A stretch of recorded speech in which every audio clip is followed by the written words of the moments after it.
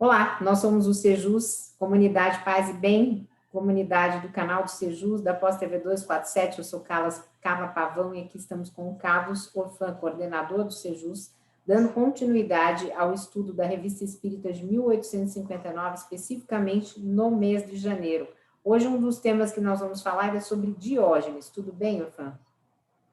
Tudo bem, Carla? Prazer mais uma vez estarmos aqui estudando o Espiritismo com você e com os nossos amigos, amigas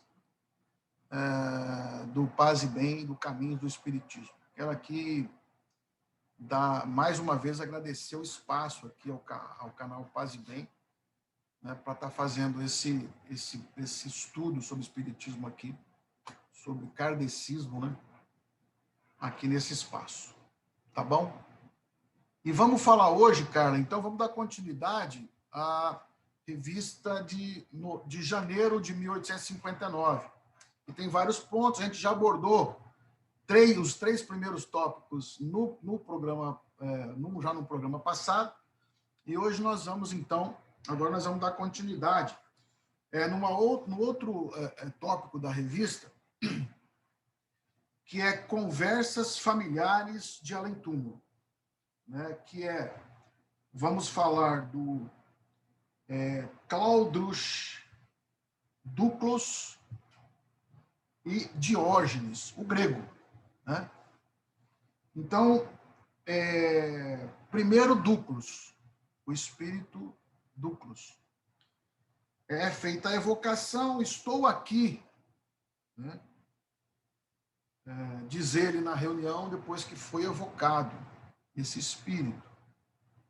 E era um espírito razoavelmente conhecido por algumas pessoas ali da época.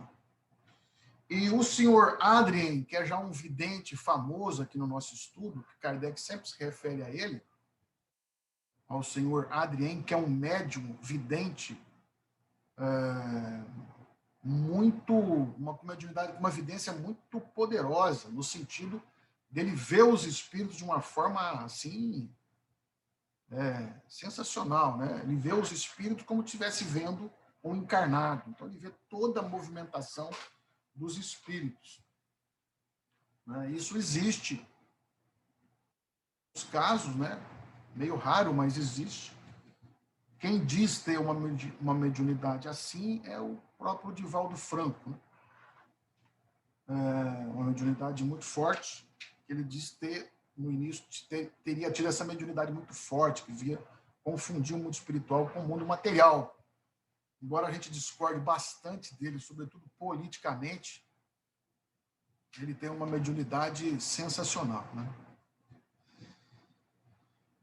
Mas isso não faz de ninguém melhor do que ninguém, né? Ter uma mediunidade mais forte ou menos forte não significa nada do ponto de vista moral. Bom, então tá lá. Então o senhor Adrien vai dizer como que é o espírito. Ele está vendo o espírito. Esse senhor Duclos. Aí então ele vai falar assim: rosto comprido, bochechas ocas, testa convexa e enrugada, nariz um pouco longo e ligeiramente curvado, olhos cinzentos e um pouco à flor da cabeça, boca média, zombeteira, tez um pouco amarela, cabelos grisalhos e longa barba, talhe antes grande que pequeno, paletó de lã azul, todo ralado e furado, calça negra, gasta e em farrapos, colete de cor clara, lenço de pescoço amarrado em gravata. Deu uma cor sem nome. Ele não conseguia nem distinguir a cor, né? Talvez de tão desbotada, gasta e suja que estava o lenço. Aí a pergunta para o espírito: lembrai-vos de vossa última existência terrestre? Perfeitamente, diz o espírito. Que motivo vos levou ao gênero de vida excêntrica que adotaste? Estava cansado da vida e tive pena dos homens e dos motivos de suas ações. Aí ele vai dizer o seguinte: durante a conversa, o que fica para nós é que o espírito se privou de todo o luxo, de toda a vida que tinha, largou tudo que tinha e foi viver na rua como um mendigo, né? Mas aqui, sem muitas explicações, Kardec vai perguntar para ele que o que se diz é que é uma vingança de alguém, né? Alguém, ele fala alguém da família, né? E ele vai falar que um pouco era vingança, sim, e tal. Ele confunde um pouco essa questão no momento em que Kardec toca no nome de Diógenes. Ele toca de Diógenes também. Diógenes, o grego, né? O filósofo grego do cinismo, né? Que ele também anda com a lamparina, com a lanterna, para procurar um homem honesto, um homem digno, alguma coisa assim, né?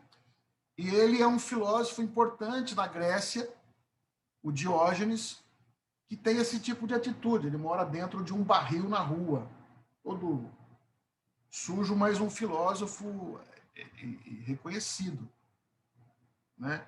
Que dizia que se alcançava a luz, vamos dizer assim, o homem que desprezasse os bens materiais e tal, né? Mas, enfim, então ele vai tocar, fazer um paralelo com Diógenes, né? E ele fala que também, enfim, tem algo parecido, porque aquela opção dele o levou também às reflexões filosóficas e tal. Não vou me aprofundar muito, mas depois as pessoas podem ler, né?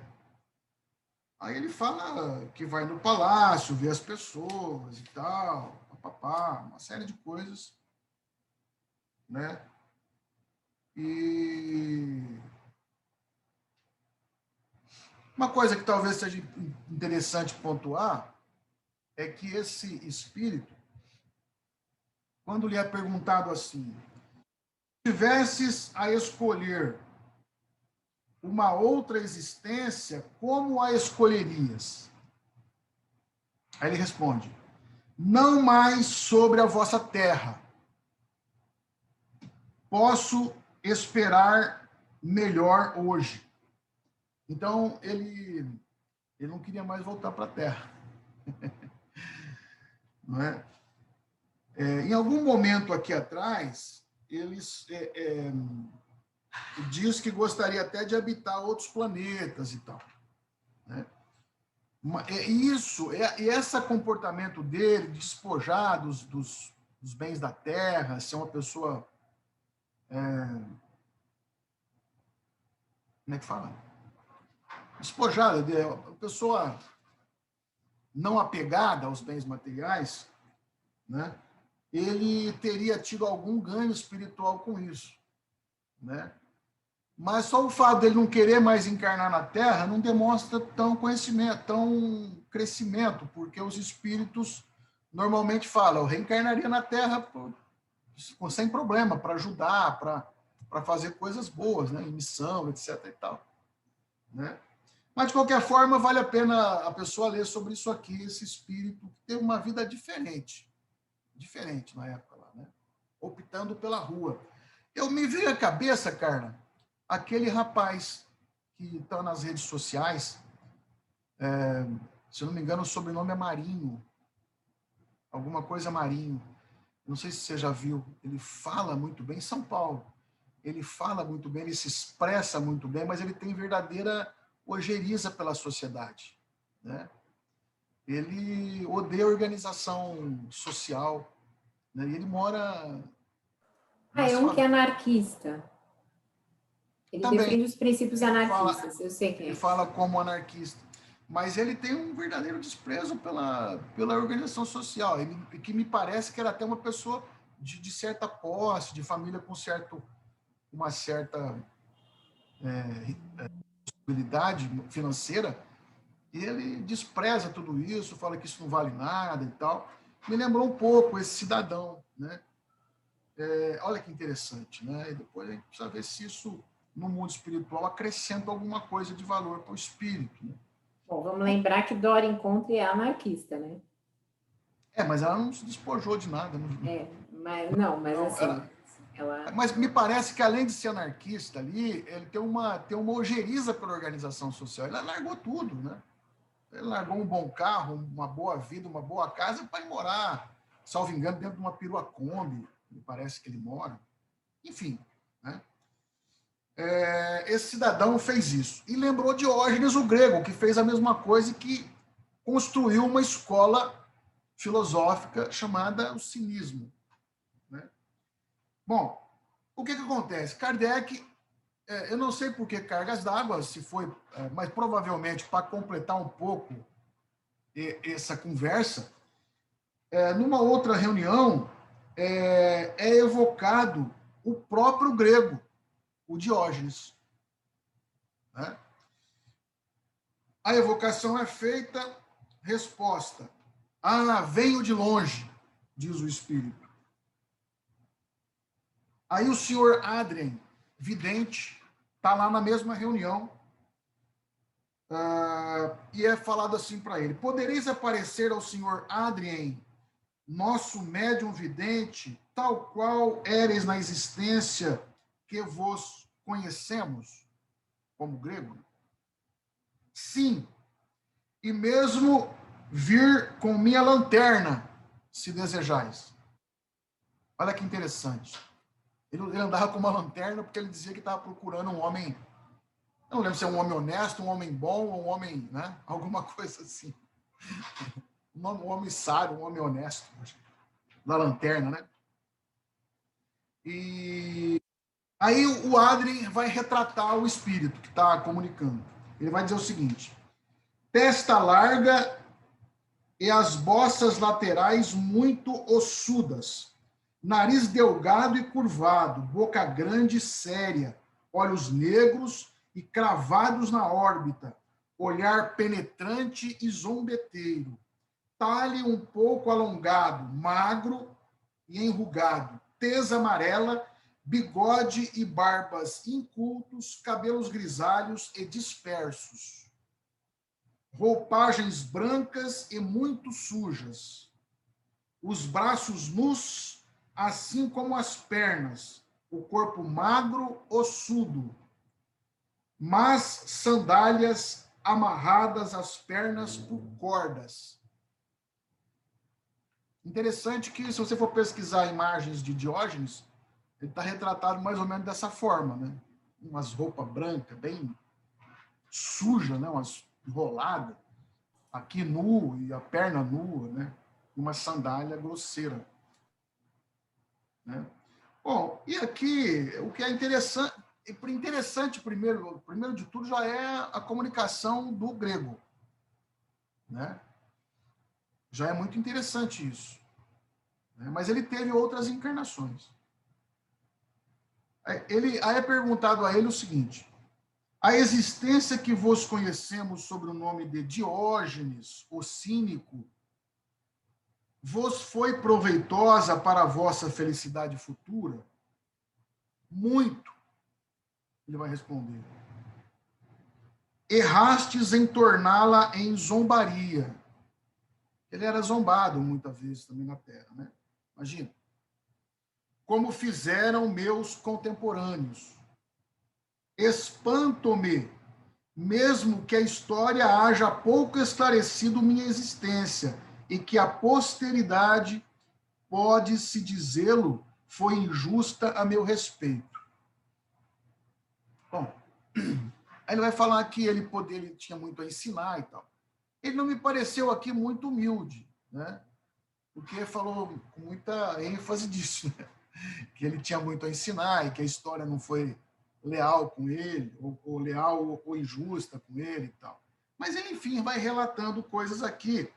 E ele vai esclarecendo coisas sobre ele naquela época. Como é que era, como é que não era, o que ele pensava, se aconteceu mesmo ou não. Ao ponto de...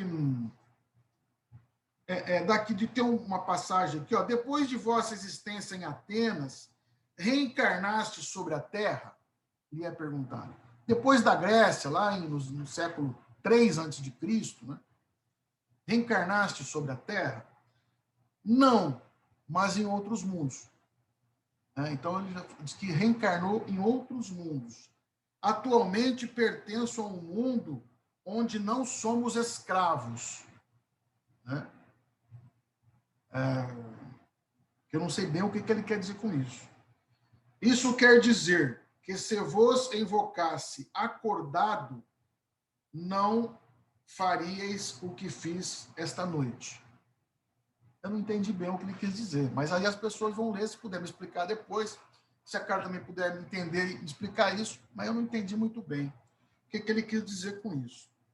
Isso quer dizer que se vos invocassem acordado, não farias o que fiz essa noite. Depois vocês leem aí e me expliquem talvez o que ele queria dizer com isso.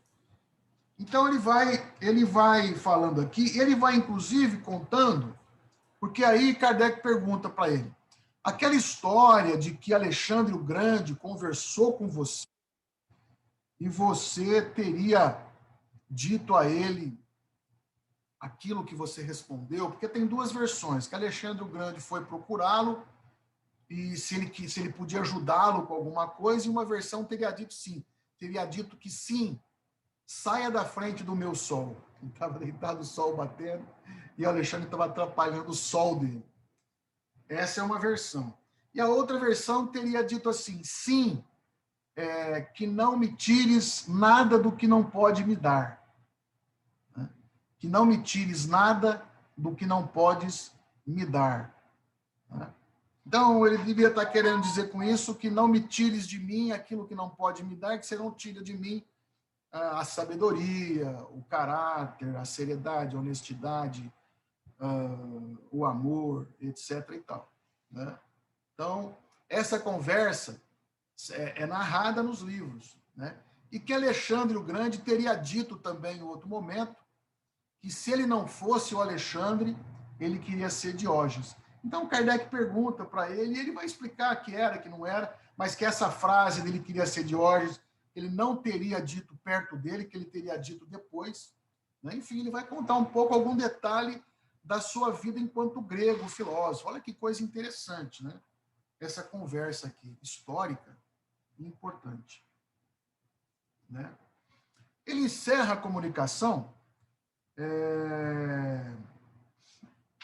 com a seguinte pergunta. É assim, podereis nos traçar o quadro das qualidades que procuravas no homem, tais como as concebíeis então como filósofo, como grego, e tais como a compreendeis, as concebeis agora, como espírito?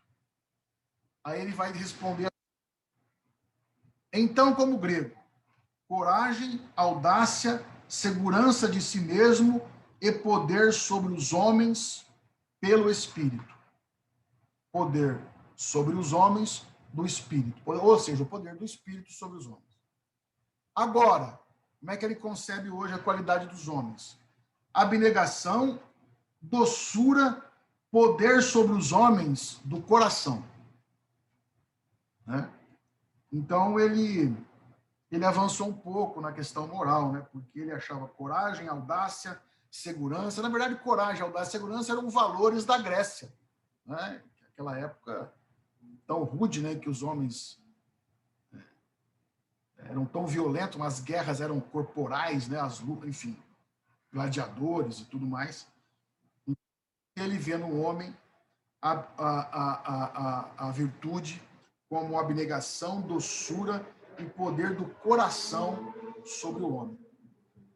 Né? Depois, Carla, nós vamos entrar num ponto. Você quer comentar alguma coisa sobre essa passagem? Peraí, esse ponto que ele diz aqui, isso quer dizer que se vós invocasse em estado de vigília, não podereis atender, como entretanto faço nessa noite.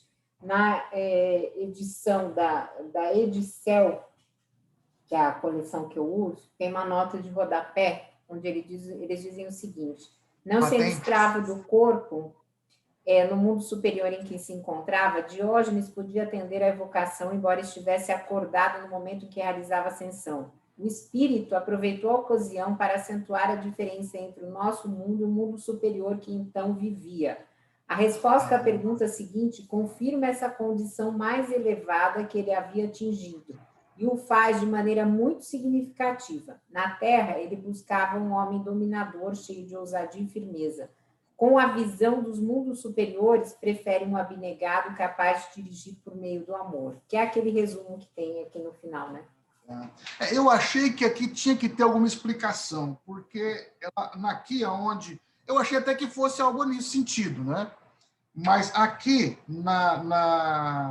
aí ele fala em vigília, aqui ele fala acordado, né? Um termo diferente. Aqui nessa que eu tenho, ele não tem essa nota explicativa, eu acho que é bom ter essa nota explicativa, é bem legal, porque tem coisas que realmente precisa ficar explicado, né? Que a gente não compreende no primeiro momento. Interessante isso. Vale a pena os nossos irmãos, os nossos companheiros que estão estudando, pegar várias traduções, né, para compreender para ver que alguma vai ter uma explicação aí, outras nem tem. Essa minha aqui, Carla, é do ID, Instituto de Difusão Espírita, é uma comemorativa toda encadernada, né, por ano, né? Então não tem essa nota. Bom, na outra parte, também muito pequena, muito rápido, Carla, vai falar sobre a questão dos espíritos protetores, ou dos anjos guardiões, ou guardiães, como está aqui no tópico, né? Então, trata-se de uma comunicação espontânea obtida pelo senhor L, um dos médiuns da sociedade, que não está também descrito, identificado, apenas senhor L, né? E vai discorrer ali sobre a questão dos anjos guardiães ou espírito protetor, que também os nossos companheiros de estudo já sabem bem qual que é a posição, a explicação espírita sobre esse tema, né? Que todos nós temos o que as religiões chamam de anjo guardião, né? Nós chamamos de espírito protetores, o que na verdade é quase a mesma coisa, só que não são anjos, né? Não são seres celestiais, a parte da vida, né? Mas somos nós próprios. São espíritos familiares, né, que estão conosco, via de regra, de outras encarnações, que nos acompanham, nos intuem, né, como um pai terreno, uma mãe terrena que cuida do próprio filho, mesmo quando ele está distante, morando fora. A mãe, hoje com a internet é muito mais fácil. Quando não tinha internet era por telefone, chamando a vizinha e cuidando do filho, escrevendo carta, indo lá de carro, mandando comida, não é isso? Perguntando se já tomou banho, se já dormiu, se está bem de saúde, não é assim? Quando a gente está distante dos filhos, os filhos estudando, por exemplo. Hoje, com a internet, é muito mais fácil, né? Então, é isso. Com um espírito, um anjo guardião é esse espírito simpático, familiar, que nos acompanha. E Kardec vai nos dizer que todos nós temos, né, esse espírito que nos acompanha. Aí nós podemos até orar para ele, né, pedir, concentrar, pedir sempre para ele nos proteger sempre, nos orientar sempre, né? E quanto mais afinados estivermos com esse anjo guardião, com esse espírito protetor, melhor para nós, né? Tá certo, Carla? Aí depois a pessoa pode entrar aqui, é uma paginazinha só, não tem grandes coisas.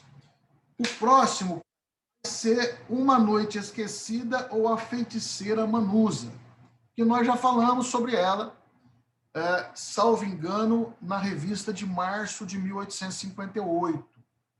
na verdade, é a continuação daquela história, né? Que é, eu fiz um comentário dizendo que talvez tenha sido a precursora dos romances mediúnicos, muito utilizado hoje, e nessa época aqui foi passado para Kardec, pelo espírito, uma história de uma feiticeira, de uma bruxa, né, que se dá essa história lá na Arábia, na Arábia, de um sultão, né, e uma sultana, né, que o sultão queria matar a sultana e consulta essa feiticeira tal. E aí tem toda uma história, e ela continua a história, Carla, né, aqui nesse caso. Não tem, a meu ver, grandes registros. É só talvez algum interesse para conhecer a história toda, que na verdade, ao final, vai estar escrito a continuação no próximo número. Então, a história ainda não acabou, ele vai contando, ele vai publicando a história por capítulos, né? Mas não vale a pena a gente contar a história aqui. Então, quem estiver interessado por essa história da feiticeira Manusa, se escreve Manousa, né? Mas eu acho que se pronuncia Manusa, algo assim. Tá certo? Carla, também é o seguinte, o outro ponto e último ponto são aforismos espíritas. Então, Kardec explica aqui que doravante ele faria um quadro na Revista Espírita com aforismos espíritas, ou seja, com conceitos espíritas, com pensamentos básicos da doutrina kardecista, né, que ele publicaria ali nesse quadro, né? Então, aqui ele publica 5 conceitos espíritas aqui. E eu só vou falar um, que é o quarto, que eu acho interessante. Os espíritos bons, mas ignorantes, confessam sua insuficiência sobre as coisas que não sabem. Os maus dizem tudo saber. Os espíritos bons admitem a sua ignorância sobre alguns temas e não se metem a falar. Os maus dizem tudo saber. Isso faz lembrar para a gente aqui não um espírito, mas um médium entre nós que julga saber de tudo. E ele fala de tudo. Ele acha que ele tem que falar de tudo e fala um monte de besteira, né? Então, aqui essa coisa de Kardec devia entrar na cabeça das pessoas, de todo médium arrogante que se acha acima do bem e do mal, e não é, né, de uma pessoa normal, comum, como todas as outras, exceto se ele, por outros motivos, se sublimar. Mas não por ser médium, mas por outras conquistas espirituais.